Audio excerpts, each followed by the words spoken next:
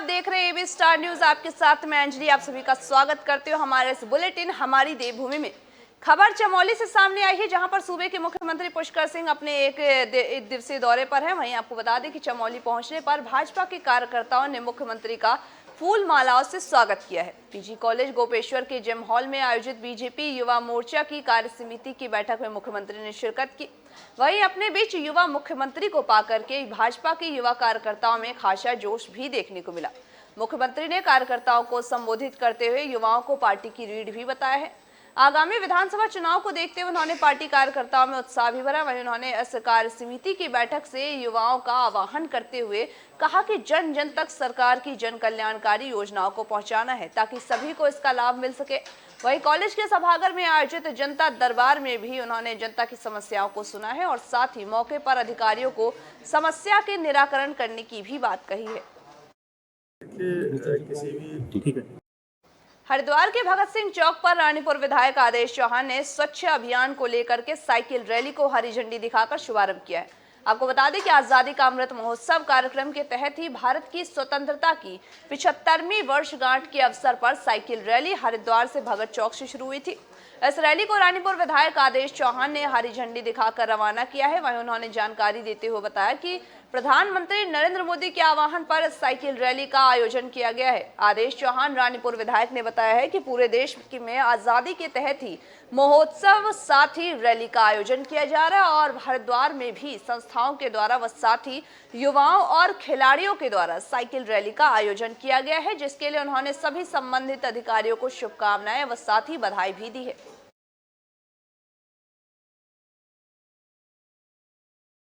हम लोग आज़ादी का 75वां वर्ष में प्रवेश किया है और पूरे देश में आज़ादी का अमृतोत्सव मनाया जा रहा है।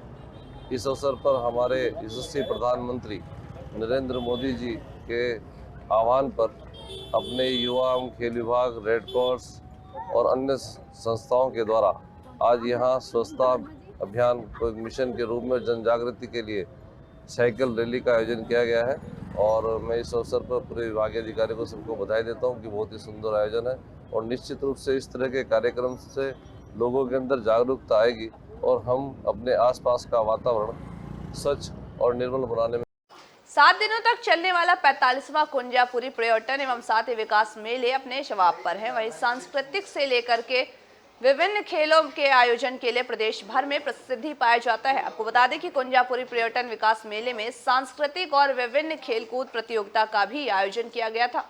मेले के संरक्षक व कृषि मंत्री सुबोध उनियाल, मेला समिति के अध्यक्ष राजेंद्र विक्रम सिंह पंवार और साथ ही संरक्षक सोवन सिंह नेगी ने खिलाड़ियों से परिचय किया। खिलाड़ियों से परिचय के बाद ही खेलों की शानदार शुरुआत की गई।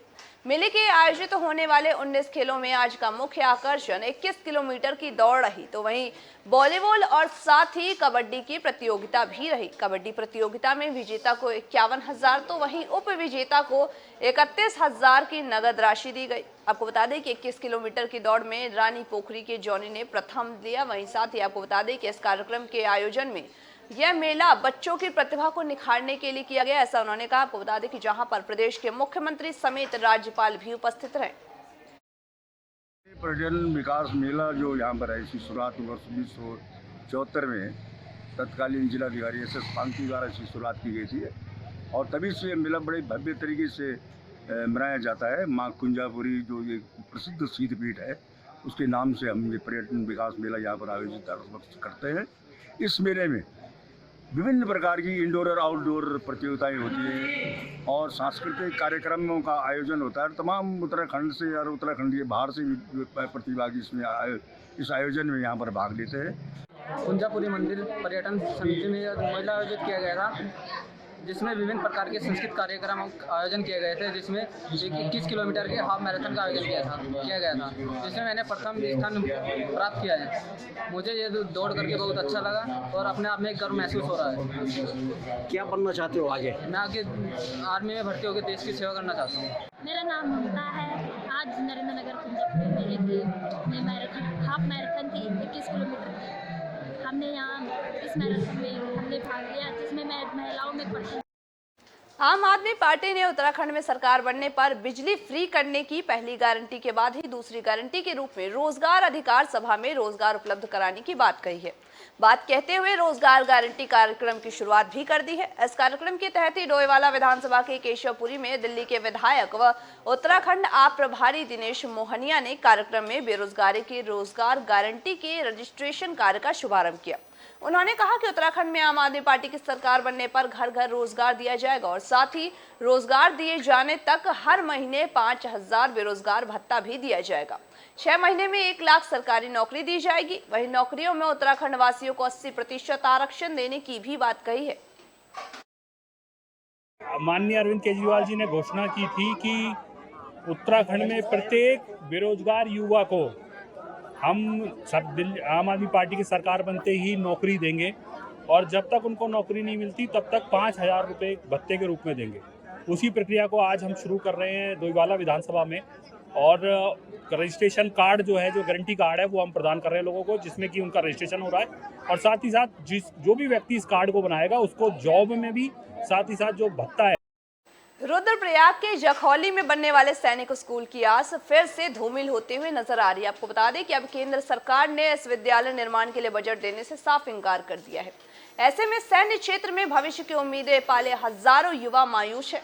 तो वहीं सैनिक स्कूल के नाम पर 1300 नाली जमीन वही साथ ही देने की बात कही गई थी, जिससे कि किसान आक्रोशित है। आपको बता दें कि सरकारी विभागों की आपसी लड़ाई में 9 साल से अधर में लटके हुए इस स्कूल के निर्माण के लिए अब केंद्र सरकार ने बजट देने से इंकार करते हुए राज्य सरकार को ही अब अपने खर्चे पर स्कूल को बनाना होगा। उधर पूर्व कैबिनेट मंत्री मातबर सिंह कंडारी ने भाजपा पर हमला करते हुए कहा कि जनता ने बड़ी उम्मीदों से अपनी 1300 नाली भूमि सैनिक स्कूल के लिए दान दी थी, किंतु भाजपा सरकार के नकारेपन के कारण लोग हताश और निराश हैं। उन्होंने कहा कि 2 मुख्यमंत्रियों ने इन सैनिक स्कूल का उद्घाटन कर वाहवाही तो लूट ली, लेकिन सरकार द्वारा उत्तराखंड को गुमराह किया गया। उन्होंने यह भी कहा कि केंद्र और राज्य सरकार इसके लिए दोनों ही दोषी हैं। आज मैं दिगधार बड़मा में सैनिक स्कूल के बारे में विचार रख रहा हूँ।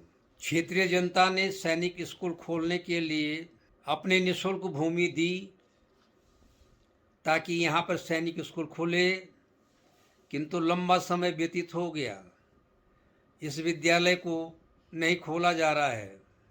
यहाँ पर 10 करोड़ रुपए खर्च हुआ 4 दीवारियों में। सड़क तो मैंने जो 2 किलोमीटर सड़क दी थी वो ही सड़क बनी है। रुद्रप्रयाग जनपद में सैनिक स्कूल को बंद किया जाना ये सरकार का दुर्भाग्यपूर्ण कदम है। बड़े लंबे संघर्ष के बाद जनता ने सैनिक स्कूल की मांग की थी। 2012-13 में कांग्रेस की सरकार ने यहाँ पर सैनिक स्कूल के निर्माण के लिए जमीन मुहैया कराई और गांव के काश्तकारों ने अपनी नाप लैंड लगभग 1000 नाली से अधिक 1100 नाली के करीब जमीन सैनिक स्कूल को दी है और उसके बाद भी इसको बंद कर दिया जा रहा है। मैं कालीचरण सिंह रावत, सैनिक स्कूल निर्माण संघर्ष समिति जनपद रुद्रप्रयाग, आज बड़े खेद के साथ कहना चाहता हूं कि जिस पर्वतीय प्रदेश में सैनिक विद्यालय जनपद रुद्रप्रयाग के विकासखंड जखौली के अंतर्गत खाती बड़मा के दिगदार तोक में स्वीकृत हुआ था और जिसका शिलान्यास उत्तराखंड सरकार के 2 पूर्व मुख्यमंत्रियों ने किया था। भारतीय जनता पार्टी जिला देहरादून के डोईवाला विधानसभा के मंडल की आज बैठक ली गई। आपको बता दें कि जिसमें जिला अध्यक्ष शमशेर सिंह पुंडीर व डोईवाला विधानसभा प्रभारी संदीप गुप्ता ने वर्तमान में चल रहे पार्टी द्वारा चल रहे कार्यक्रमों की दीवार लेखन कार्य की समीक्षा बैठक ली है। डोईवाला विधानसभा के सभी मंडल अध्यक्षों से उनके संबंधित बूथ पर कार्य की भी जानकारी ली गई है। बैठक में मुख्य रूप से 7 से 15 अक्टूबर तक की दीवार लेखन कार्य की समीक्षा की गई है। प्रत्येक बूथ के 5 स्थानों पर दीवार लेखन कार्य किया गया। आपको बता दें कि इसी के साथ आने वाले कुछ दिनों में भी बुद्धिजीवियों का एक विधानसभा स्तरीय सम्मेलन एकत्र कर उनके विचारों को भी सुना जाएगा और जो विचार उनके सामने आएंगे उस पर विचार कर विधानसभा चुनाव में जनता के बीच रखा जाएगा। विधानसभा प्रभारी संदीप गुप्ता ने कहा है कि सभी कार्यकर्ता एकजुटता के साथ ही पार्टी के दिए जाने वाले सभी कार्यक्रमों की वरीयता लें, साथ ही सरकार की जन कल्याणकारी नीतियों को घर घर तक पहुंचाएं।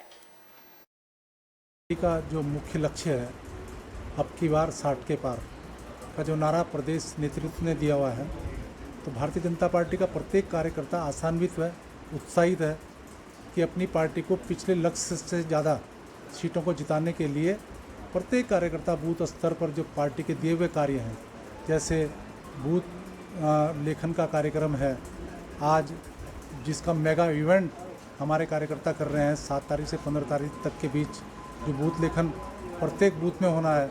हमारा दीवार लेखन का कार्यक्रम 7 अक्टूबर से शुरू हुआ है, 15 अक्टूबर तक जो चलेगा। हर बूथ पे 5-5 दीवारें हमको लिखनी है, जैसे घर घर भाजपा हर घर भाजपा।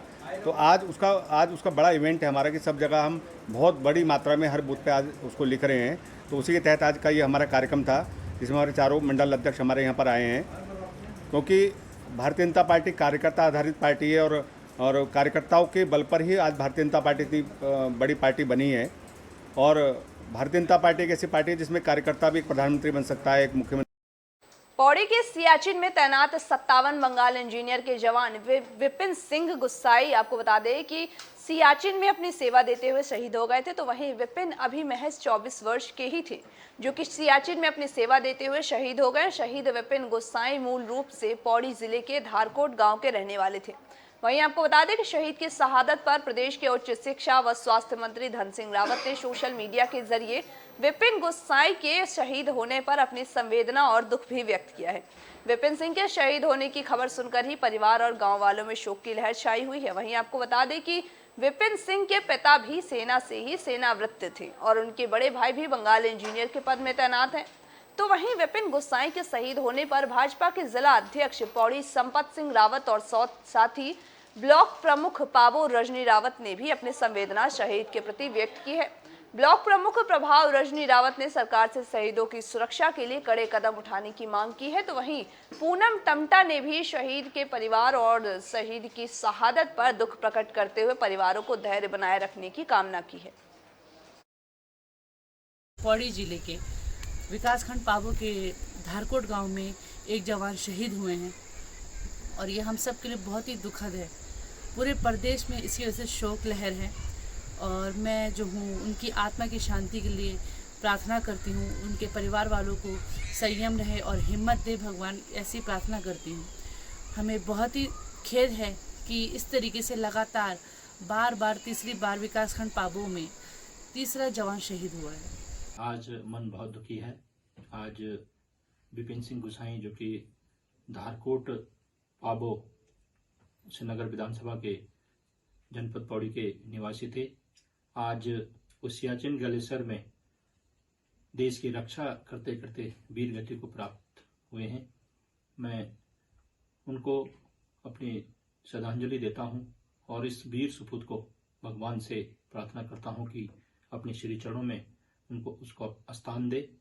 खबर सामने आई है हमारे पौड़ी जनपद के विकासखंड पाबो के ग्राम धारकोट से हमारे जवान सियाचिन बॉर्डर पर शहीद हो चुके हैं। श्री विपिन सिंह गुसाई जी जो ग्राम धारकोट से थे और लगातार क्षेत्र में ये तीसरा मामला है जहां ये ऐसी खबर सुनने को मिली है कि जहां हमारे जवान इस तरीके से बॉर्डर पर ऑन ड्यूटी शहीद हो जाते हैं। इस दुख की घड़ी में मैं उनके परिजनों को ईश्वर से प्रार्थना करती हूँ कि उनके परिजनों को इस दुख से लड़ने। बाजपुर के अनाज मंडी स्थित हनुमान मंदिर में अंतर्राष्ट्रीय हिंदू परिषद के कार्यकर्ताओं ने शस्त्र पूजन कार्यक्रम आयोजित किया था। आपको बता दें कि इस दौरान सभी कार्यकर्ताओं ने मां दुर्गा के शस्त्रों का पूजन किया। आपको बता दें कि शारदीय नवरात्र के उपलक्ष्य में अंतर्राष्ट्रीय हिंदू परिषद द्वारा अनाज मंडी स्थित हनुमान मंदिर में शस्त्र पूजन कार्यक्रम आयोजित किया गया है, जहां अंतर्राष्ट्रीय हिंदू परिषद के विभाग अध्यक्ष भगवंत सिंह मयान के नेतृत्व में कार्यकर्ता भी एकत्र हुए थे। जहां अंतर्राष्ट्रीय हिंदू परिषद के कार्यकर्ताओं ने मां दुर्गा के शस्त्रों का विधि विधान के साथ पूजन काम किया है। आपको बता दें, साथ ही मां दुर्गा से देश की उन्नति की कामना भी की है। इस दौरान अंतर्राष्ट्रीय हिंदू परिषद के विभाग अध्यक्ष भगवंत सिंह मयान ने कहा कि नवरात्रों के समय में मां दुर्गा के शस्त्रों का पूजन किया जाता है, जिसके चलते शस्त्र पूजन कार्यक्रम आयोजित किया गया है। महिषासुर नामक राक्षस का संहार करा था और इस बीच में क्या कहते हैं जितने भी हमारे दशहरा जब तक मनाते हैं उस बीच में हम शस्त्र पूजन का कार्यक्रम करते हैं। शस्त्र पूजन कार्यक्रम करने का मेन उद्देश्य यही है कि जितने भी हमारे अस्त्र शस्त्र हैं वो जो रखे होते हैं, क्योंकि किसी भी अस्त्र शस्त्र का उपयोग हम जब करते हैं तो उसको भी मेंटेनेंस की ज़रूरत पड़ती है। जैसे हम अपनी गाड़ी का यूज़ करते हैं 2-3 महीने में उसको सर्विस की भी आवश्यकता होती है, उसी प्रकार पूरे वर्ष में, जबकि पुरातन काल से चला आ रहा है हमारे अस्त्र शस्त्र पूजन का, तो इसका उद्देश्य। रुड़की के खानपुर विधायक कुंवर प्रणव चैंपियन और लक्सर विधायक संजय गुप्ता के बीच बातचीत का ऑडियो सोशल मीडिया पर वायरल हो रहा है। आपको बता दें कि वायरल हो रहे ऑडियो में कुंवर प्रणव विधायक संजय गुप्ता की जमकर क्लास भी लगाई गई है। आपको बता दें कि विधायक चैंपियन ने इस ऑडियो को लेकर के साजिश बताया है और साथ ही निजी बातचीत को वायरल करने का आरोप लगाया है। दरअसल मामला खानपुर विधानसभा क्षेत्र के पड़ने वाले फैक्ट्री जे के टायर से जुड़ा हुआ है, जिसके श्रमिक अपनी मांगों को लेकर के पिछले 15 दिनों से आंदोलन कर रहे थे और श्रमिकों के हर कदम पर उनका साथ देने वाले विधायक कुंवर प्रणव चैंपियन ने इस मामले में विधानसभा में भी इस बात को उठाया था। और इसी बीच लक्सर विधायक संजय गुप्ता वहां पर समझौता कराने के लिए पहुंच गए। जब कुंवर प्रणव को इस बात की जानकारी लगी तो उन्होंने संजय गुप्ता को फोन करके जमकर उनकी क्लास ली और फिर अपने विधानसभा क्षेत्र में दखल देने, अपने वोटरों को खराब करने का आरोप लगाते हुए उनकी शिकायत मुख्यमंत्री से करने की बात कही है। हमारे व्यक्तिगत वार्तालाप को वायरल कर दिया गया, बहुत दुर्भाग्य की बात है। संजय गुप्ता जी मेरे अनुज हैं और मैं अग्रज हूं। शुरू से ही हम उनकी सहायता करते आए हैं। 2012 का चुनाव में, 2017 के चुनाव में हमने मेहनत करके उनको जिताया और आज भी उनके साथ हैं। आपस में परिवार है, थोड़ी बहुत बात हो जाती है, लेकिन वो बात पब्लिक नहीं होनी चाहिए थी, हमारी प्राइवेट बात थी। मुझे इस बात का खेद है और मैं चाहूंगा कि जो भी मित्र इसको सुन रहे हैं वो इसको गलत तरह से ना लें। भाई संजय गुप्ता जी का मान सम्मान मेरे दिल में। आज के हमारे उत्तराखंड की बुलेटिन हमारी देवभूमि में बस इतना ही। तमाम बाकी खबरों के अपडेट्स के लिए बने रहिए हमारे साथ और देखते रहिए AB स्टार न्यूज।